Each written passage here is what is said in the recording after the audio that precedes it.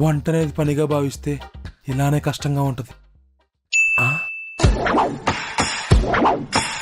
అదే ఎంటర్టైన్మెంట్ గా భావిస్తే యాహా.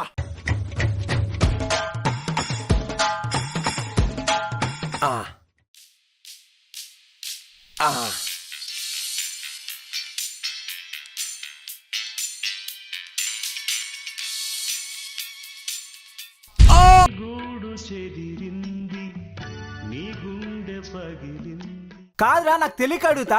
కిచెన్ లో వంట చేసి ఆడి ముఖం మీద పడిందంటే ఓకే, హాల్లో ఉన్న నీ ముఖం మీద ఏంట్రా? ఆడో పెద్ద ఎదవరా, చెరువులోకి 2 పెద్ద బండరాలు వేసినట్టు బాగా కాగే నూనెలోకి బంగాళదుంప కట్ చేయకుండా అట్లే వేసినాడు. ఆ డోర్ దగ్గర నేనున్నా, ఆయిల్ వచ్చి నా ముఖం మీద పడింది.